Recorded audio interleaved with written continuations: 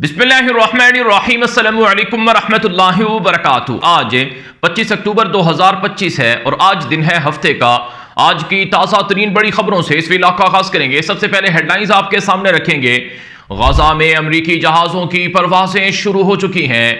पहली बार अमरीका और इसराइल में जंग छिड़ चुकी है। अमरीकी सदर डोनाल्ड ट्रंप ने इसराइल को लर्जा दिया है। क्या हम अमरीका के गुलाम हैं? इसराइल के अंदर अमरीका के खिलाफ ऐलान बगावत सामने आ रहा है। दूसरी तरफ तुर्की, कतर, मिस्र ने गजा में पड़ाव डाल दिए हैं और तुर्की, कतर, मिस्र की तरफ से गजा की नई हुकूमत भी तश्कील दी जा रही है। इसके अलावा इसराइल का गजा की जंगबंदी की आड़ में बड़ा फ्रॉड सामने आया है जिसको आलमी मीडिया ने बेनकाब किया है। नेतन्याहू का इक्तिदार खत्म होने जा रहा है। नेतन्याहू अब इसराइल की हुकूमत नहीं कर सकेगा। नेतन्याहू के खिलाफ वहां अवाम ने बगावत कर दी है। इसके अलावा भी कुछ हेडलाइंस हैं, तफसीलात हैं, खबरें हैं जिनकी मैं डिटेल्स आपको बताने लगा हूं। इससे पहले कि मैं खबरों का आगाज करूं, आपसे गुजारिश है अगर आप इस चैनल पर नए हैं तो लास्ट में सब्सक्राइब करें ताकि आपको तमाम अपडेट्स मिलती रहें, आपका और हमारा ताल्लुक मजबूती से जुड़ा रहे। आगाज करेंगे। कुरान मजीद की मशहूर आयत है, तहसबुहुम जमीआ व कुलूबुहुम शत्ता। आज बिल्कुल वही कुछ देखने को मिल रहा है कि इसराइल और अमरीका जो एक दूसरे के लिए पुश्ती बांध रहे हैं, एक दूसरे के सपोर्टर और मददगार रहे हैं।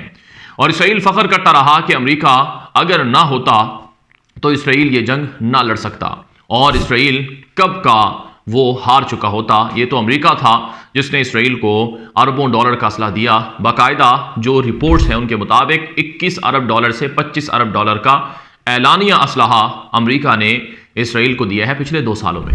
ये इतना बड़ा असलहा है कि इससे पहले किसी मुल्क को भी इतना बड़ा असलहा अमेरिका ने इतनी मुख्तसर मुद्दत में नहीं दिया है। तो आज हैरानकुन तौर पर अमेरिका और इसराइल में एक कुश्ती छिड़ चुकी है और अमेरिका और इसराइल आपस में दस्तो गरेबां हैं। कहने को तो ये एक गैर यकीनी बात है, यानी किसी को भी यकीन नहीं आता कि अमेरिका और इसराइल भी आपस में लड़ेंगे, लेकिन कुछ हालात ऐसे बने हुए हैं और आलमी सियासत में नाज़रीन इकराम मफादात को देखा जाता है। हारे हुए शख्स का कोई साथी नहीं बनना चाहता है, हमेशा जीता हुआ शख्स ही हर किसी को पसंद आता है। नेतन्याहू हारा हुआ शख्स है। नेतन्याहू के खिलाफ आलमी अदालत इंसाफ ने गिरफ्तारी के हुक्म दे रखे हैं। नेतन्याहू पूरी दुनिया में मुख्तलिफ जराइम और नस्ल कुशी का मुर्तकिब करार दिया गया है और ख़ुद नेतन्याहू के खिलाफ इसराइल की अवाम सड़कों पर है। चुनांचे आज की भी खबर है कि नेतन्याहू के खिलाफ इसराइली अवाम ने सर्वे में फैसला दिया है कि हम उसे आइंदा का वजीर आज़म इसराइल का नहीं देखना चाहते हैं। नेतन्याहू को इलेक्शन भी नहीं लड़ना चाहिए। इसराइल में नेतन्याहू को एक करप्ट बदउनवान शख्स करार दिया गया है क्योंकि उस पर अदालत में 3 मुकदमा चल रहे हैं। कभी अदालत को कहता है कि मैं बीमार हूं, कभी कहता है कि मेरे घर में कोई मसला है और कभी कहता है कि मुझे गजा के लिए कुछ जंगी उमूर दरपेश आ गए हैं और कभी ईरान के आड़ में, कभी यमन की आड़ में, कभी लबनान की आड़ में नेतन्याहू अदालत से भाग जाता है। तो खुद नेतन्याहू हारा हुआ शख्स है। अब अमेरिका नहीं चाहता कि इस हारे हुए शख्स की वजह से अमेरिका को बदनामी का सामना करना पड़े। नाज़रीन इकराम, मेरे पास पिछले 2-3 दिनों की बड़ी बड़ी रिपोर्ट्स हैं जो इसराइल के बड़े मीडिया नेटवर्क्स में, अरब ज़राए अबलाग में और इसी तरह से अमरीकी और यूरोपियन ज़राए अबलाग में नशर हुई हैं, जिनमें कहा गया है कि अमरीका और इसराइल में लड़ाई हो चुकी है। अमरीका चाहता है कि नेतन्याहू गजा की जंग दोबारा शुरू ना करे। अगर नेतन्याहू ने गजा की जंग दोबारा शुरू की तो अमरीका इसराइल से लड़ाई करेगा। क्यों? अमरीका को आखिर क्या मसला है कि वो गजा की जंग दोबारा शुरू करने में इसराइल को रोक रहा है? पहले तो ट्रंप ही कहता था कि नेतन्याहू तुम गजा पर कब्जा कर लो और गजा को हम कब्जा करेंगे। मामला नाज़रीन इकराम अब मुख्तलिफ है पहले से। वो क्यों? क्योंकि जो कतर पर हमला हुआ, इसराइल ने जो कतर पर हमला किया था 9 सितंबर को, वो हमला नाकाम रहा और उस हमले के बाद अरब मुल्कों ने फैसला किया कि हमें अमरीका के हिमायत और नाम निहाद सिक्योरिटी गारंटियों से बाहर निकलना होगा। अब जब अरब रियासतें अमेरिका को छोड़कर चाइना, रशिया या किसी भी मुल्क से ताल्लुकात बना लें तो अमेरिका के लिए ये बहुत बड़ा खसारा होगा। इतना बड़ा खसारा इस अमेरिका को पता है कि इसराइल तो कहीं नहीं जा सकता है हमारे बगैर। इसराइल को हम जैसे कहेंगे इसराइल वैसे ही करेगा। इसराइल हमारी मदद के बगैर कुछ भी नहीं है।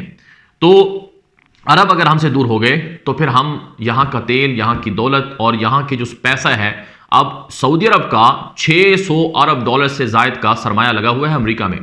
अगर सारे अरब मुल्कों की दौलत इकट्ठी की जाए तो ये 4 ट्रिलियन या 3 ट्रिलियन डॉलर से भी ज़्यादा की रकम बनती है जो अमेरिका में सरमायाकारी के तौर पर है। तो जाहिर है अमेरिका कभी नहीं चाहेगा कि ये पैसा हमसे निकाल लिया जाए, हमसे ले लिया जाए। तो इसलिए अमेरिका ने अपनी पॉलिसी में एक शिफ्ट लाया, यानी चेंज किया, और नेतन्याहू को कहा कि बस जंग जो बंद है ये बंद है, इसे दोबारा शुरू नहीं करना है। और ट्रंप खुद जामिन है इसका। और अमेरिका का जो सदर ट्रंप का नुमाइंदा खुसूसी जैरेड कुशनर था, जो दामाद भी है, और इसी तरह से स्टीव विटकोफ, इन दोनों ने हमास के लोगों को गारंटी दी थी मिस्र में कि ट्रंप खुद इसके जामिन है और वो ये जंग दोबारा शुरू होने नहीं देंगे। और फिर अमेरिका की अपनी वजूहात भी हैं कि उन्हें इलेक्शन का सामना करना पड़ रहा है, अगर ये जंग दोबारा शुरू होती है तो अमेरिका हार जाएगा। बहरहाल हुआ क्या है, ये अभी मेरे सामने ये खबरें हैं बाकायदा इसराइली मीडिया से, आप ये ज़रा देख लें। सबसे पहले तो अमरीकी वज़ीर ख़ारजा मार्को रूबियो की statement the times of Israel में नशर हुई, जिसमें कहा गया कि इसराइल को गज़ा की सीज़ फायर को पकड़े रखना है और उसकी खिलाफ वर्जी नहीं करनी है, और हमास को भी अमरीकी सदर ट्रंप के हुक्म के मुताबिक असलहा फेंकना है और किसी को जंग दोबारा शुरू करने की इजाज़त नहीं दी जाएगी। ये मार्को रूबियो ने अमेरिका की तरफ से जो एक कोऑर्डिनेटिंग हेडक्वार्टर बनाया गया है इसराइल में, उसमें खड़े होकर ये बात कही है। अमेरिका ने गज़ा में सीज़ फायर को मॉनिटर करने के लिए बाकायदा एक डिप्लोमेट सरबराह भी मुकर्रर किया, यानी ट्रंप का जो पीस प्लान है उसकी निगरानी के लिए अमेरिका ने एक साबिक सफ़ीर को बाकायदा ओहदा दिया है कि वो गज़ा की सीज़ फायर की मॉनिटरिंग करेंगे कि कोई भी उसकी खिलाफ वर्जी ना करे। एक और खबर यह है कि अमेरिका के जो ड्रोन्स हैं वो गज़ा में उड़ना शुरू हो चुके हैं। अमेरिका कह रहा है कि ये ड्रोन्स इसलिए उड़ाए जा रहे हैं ताकि कहीं पर सीज़ फायर की वायलेशन ना हो, यानी अगर इसराइल गज़ा में कहीं पर बमबारी करेगा, कहीं हमला करेगा, कुछ भी करेगा, तो उसको इन ड्रोन्स के जरिए से मॉनिटर किया जाएगा। अमेरिका ने जो कोऑर्डिनेटिंग हेडक्वार्टर बनाया है उसमें फ्रांस, जर्मनी, स्पेन और यूरोप के दीगर ममालिक समेत अरब मुल्कों के नुमाइंदे भी उसे कोऑर्डिनेटिंग हेडक्वार्टर के अंदर मॉनिटरिंग का हिस्सा हैं, और मीडिया को भी उसमें इनवाइट किया गया है ताकि इसराइल जंगबंदी की खिलाफ वर्जी ना कर सके। अब इसराइल का मशहूर अखबार टाइम्स ऑफ इसराइल है, उसकी ये रिपोर्ट आप देख लें, जिसमें लिखा गया है कि ट्रंप ने नेतन्याहू को गले लगाकर उसको कहीं का नहीं छोड़ा है, और अब इलेक्शन भी करीब आ रहा है और नेतन्याहू से ट्रंप भी दूर हो रहा है। ये द टाइम्स ऑफ इसराइल के अंदर लिखा गया है। इसके अलावा नाज़रीन इकराम, जो इसराइल का मशहूर अखबार है द यरूशलेम पोस्ट, उसकी आप ये खबर देख सकते हैं कि Trump has crossed a line, कि ट्रंप ने जो रेड लाइन थी उसको क्रॉस कर दिया है। इसराइल के अंदरूनी मामलात में ट्रंप बहुत बड़ी मुदाखलत कर चुका है। इसराइल का एक साबिक डिप्लोमेट रहा है, सफारतकार रहा है, उसने ये बात कही है जिसको द यरूशलेम पोस्ट के अंदर नशर किया गया है। इसके अलावा नाज़रीन इकराम, जो आज की ताज़ा तरीन इतलात हैं उनके मुताबिक जो अमरीकी सदर ट्रंप है उसने नेतन्याहू को खबरदार किया है कि अगर तुमने जंग दोबारा शुरू की तो फिर हम तुम्हें कहीं का नहीं छोड़ेंगे। अब ये बात वाज़ेह हो चुकी है कि अमरीका इसराइल को गज़ा की जंग दोबारा शुरू करने नहीं देगा, और इसराइल का मंसूबा था कि हम जंग दोबारा शुरू करके जो गज़ा है उसको मुकम्मल कब्जा कर लें। इसराइल वो नहीं कर सकता है, ये खुद इसराइल के अंदर अब बातें कही जा रही हैं। दूसरी तरफ नाज़रीन इकराम, जो इसराइल ने येलो लाइन बनाई हुई है, गज़ा के दो पार्ट किए हुए हैं, दो हिस्से किए हुए हैं। जो येलो लाइन इसराइल ने बनाई है उसमें इसराइल का बहुत बड़ा फ्रॉड सामने आया है। मेरे सामने ये बीबीसी की रिपोर्ट है, आप ज़रा ये देखें।